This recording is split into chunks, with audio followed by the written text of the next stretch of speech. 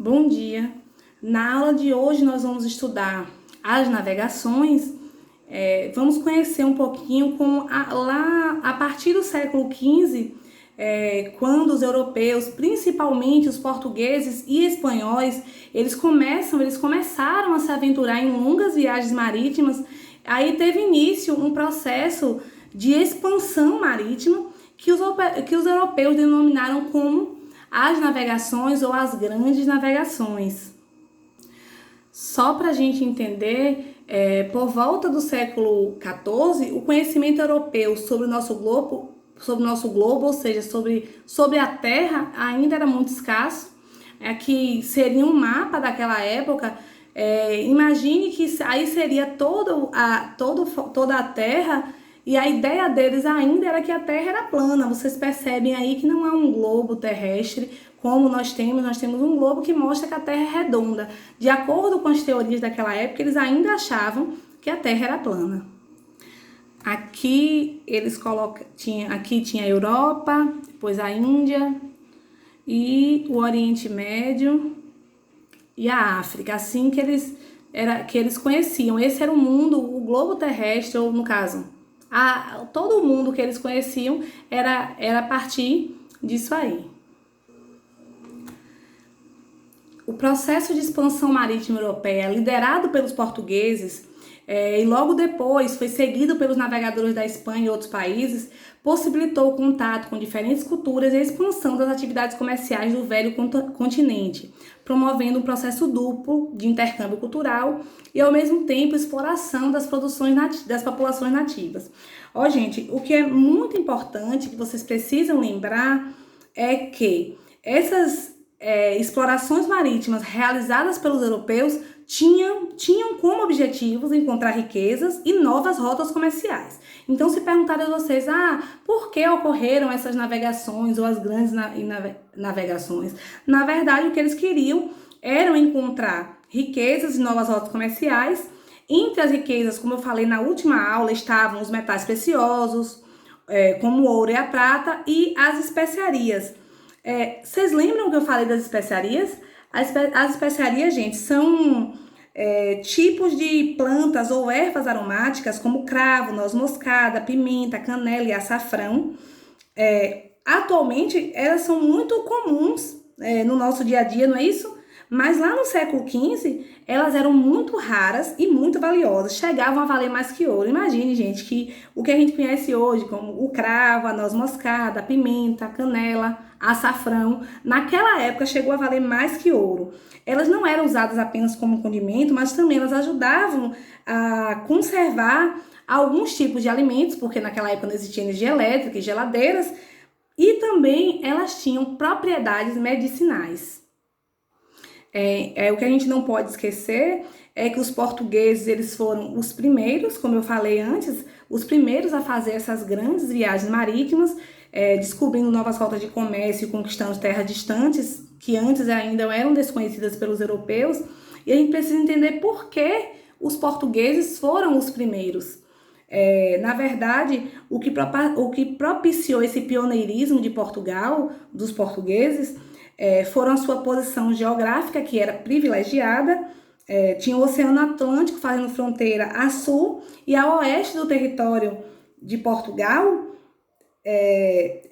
Exatamente, o Oceano Atlântico fazia a fronteira a sul e a oeste do território de Portugal.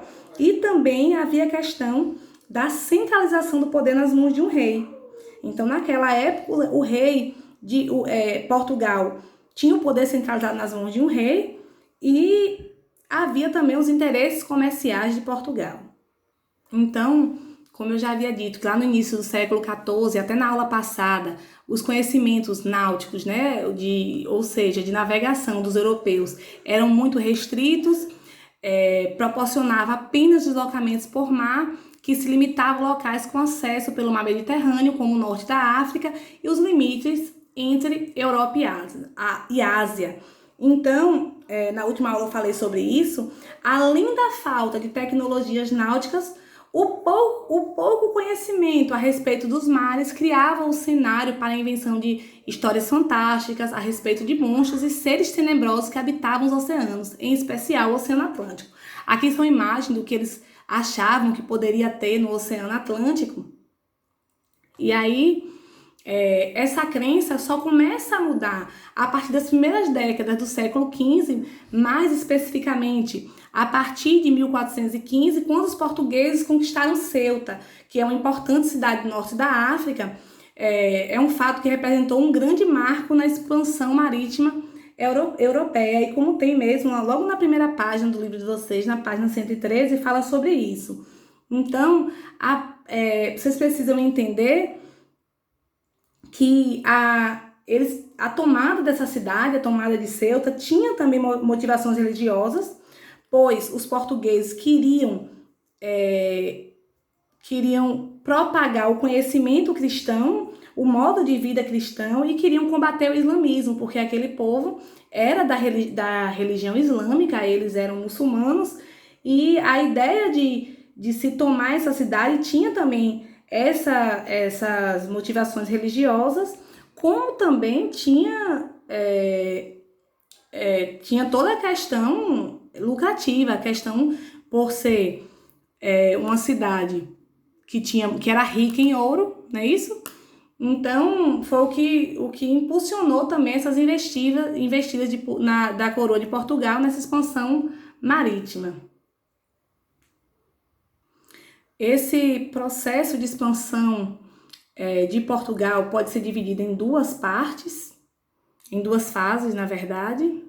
Aqui mostra onde ficaria Ceuta, muito próximo, né, da capital, muito próximo tanto do continente como de Portugal. Por isso que ficou muito mais fácil também que se conquistasse essa região. Então, as duas fases seriam pelo Oceano Atlântico e pelo Mar Mediterrâneo. Seriam essas as duas maneiras de conquistar esses mares. Logo após essa conquista de Ceuta, os portugueses eles continuaram essa expansão marítima. Eles ainda ocuparam as Ilhas de Madeira em 1443, chegaram à Ilha de Arguim e também em 1447 criaram o seu primeiro entreposto comercial, que foi conhecido como feitoria.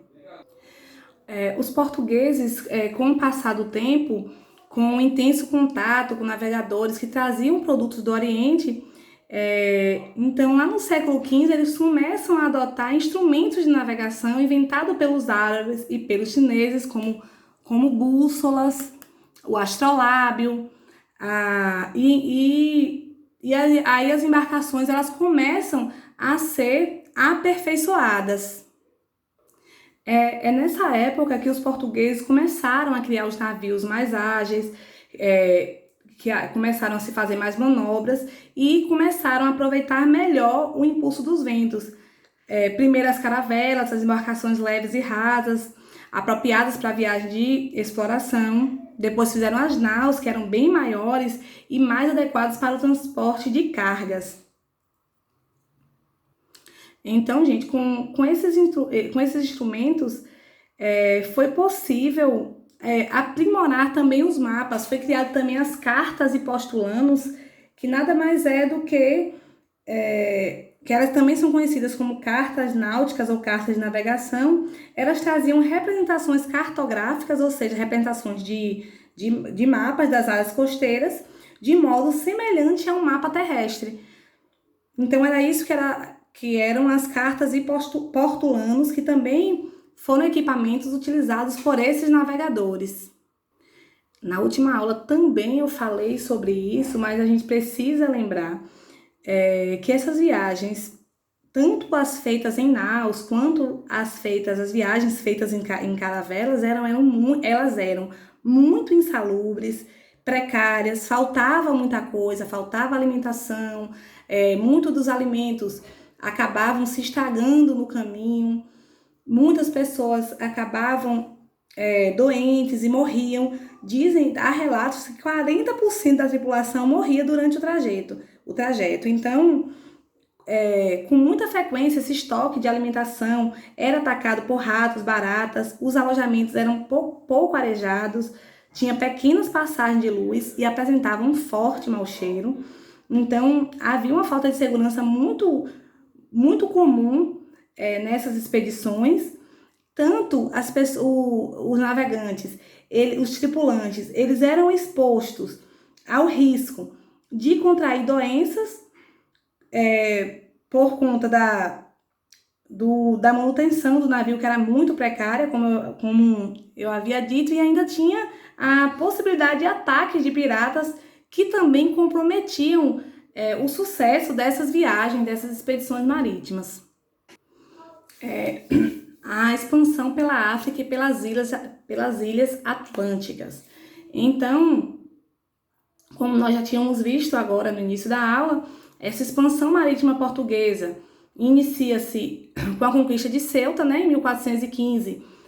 Foi a primeira cidade do continente africano que é conquistado pelos portugueses, que é uma cidade muçulmana, que eles também tentam impor a sua religião.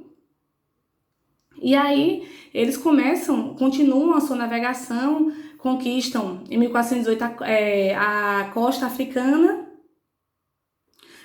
Conforme eles iam conquistando novas cidades, novos locais no continente africano, eles também já começavam a fundar feitorias, faziam postos comerciais, negociavam nesses lugares, estocavam, taxavam produtos e também reabasteciam as embarcações de mantimentos, colocava alimentação, água potável novamente nas embarcações para prosseguir a viagem. Lá em Gana, atualmente é Gana, mas na época era Costa da Mina ou Costa do Ouro, os portugueses eles trocavam armas de fogo, pólvora e vinho por ouro em pó, marfim e outros produtos trazidos do interior do continente africano. E é lá também, nessa região, que esses portugueses começam a traficar africanos escravizados. Então, logo no início, nas primeiras décadas, os escravizados eles eram vendidos na Europa e encaminhados para outros arquipélagos, né, Cabo Verde, Açores, e lá eles já começavam a plantação de cana para a produção e venda de açúcar. Naquela época, o açúcar também era um item raro e era muito cobiçado na Europa. Que fique claro, gente, mesmo sendo muito lucrativo, o tráfico humano naquela época, o tráfico de escravizados africanos, não era esse o maior objetivo de Portugal. O que Portugal queria mesmo era uma nova rota para o Oriente. Era isso mesmo era isso que Portugal tentava naquele momento. Então, após muitas tentativas desses navegadores, Bartolomeu Dias contornou em 1488 o Cabo Índico, e os portugueses sabiam que já tinham encontrado o caminho por onde chegariam essas lucrativas especiarias, né? Que era isso mesmo que eles queriam mesmo, essas especiarias. Esse mapa aqui mostra todo o caminho traçado por Portugal. Eles saem aqui de Lisboa, capital de Portugal, e aqui mostra todos os locais onde eles foram tomando, as cidades que eles foram chegando e foram criando suas feitorias, seus interpostos comerciais. Então vamos ver agora a rota do Cabo, a chegada às Índias. A segunda fase da era das grandes navegações começou com a chegada da frota de Vasco da Gama em 1498 às Índias, na Ásia, depois de percorrer toda a costa africana.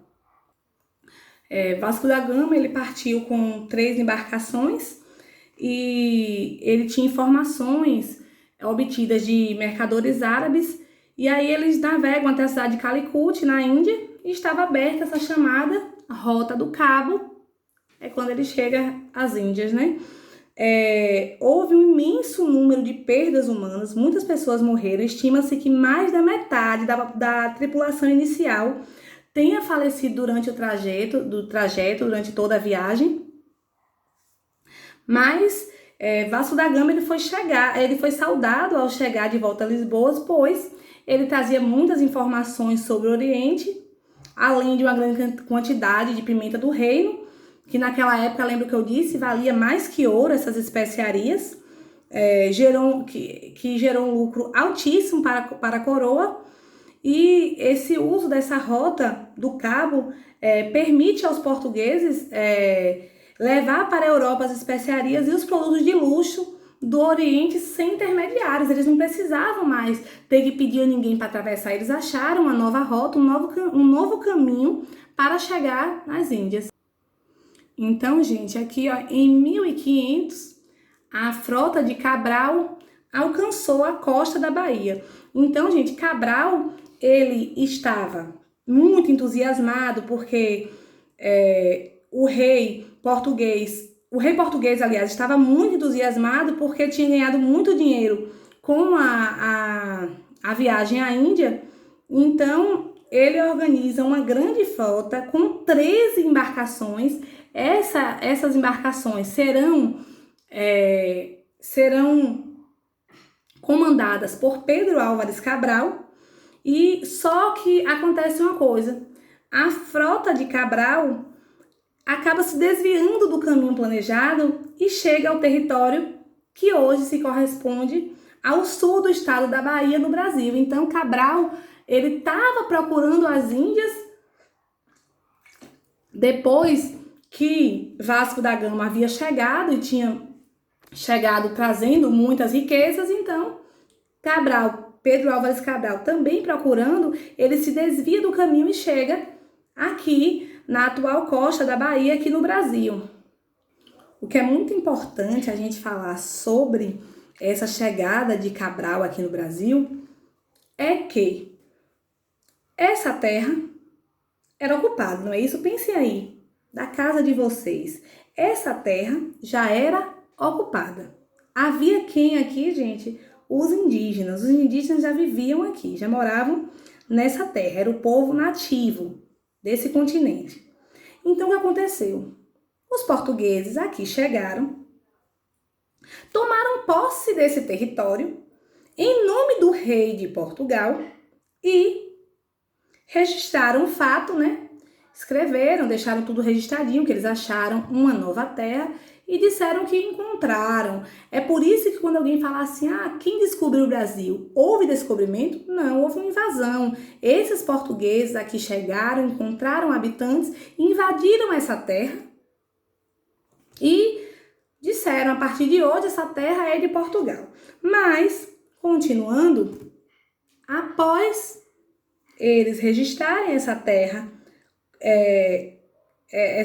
como uma terra de Portugal, eles seguiram para a Índia, chegaram em Calicut, não é isso? Chegaram em Calicut, na Índia, e de lá, essa grande esquadra, né? Lembram que eu falei? 13 navios saíram de Calicut com muitas riquezas. Por quê? Levou muitas especiarias para Portugal e confirmou o sucesso dessa nova rota, que era a Rota do Cabo. Então, a partir daí, além de enviar novas expedições mercantis para o Oriente, que atingiram lucros inimagináveis para Portugal, eles também começam a organizar missões de reconhecimento na margem do Brasil, na margem do oeste do Atlântico, onde atualmente é o Brasil, o país que nós vivemos.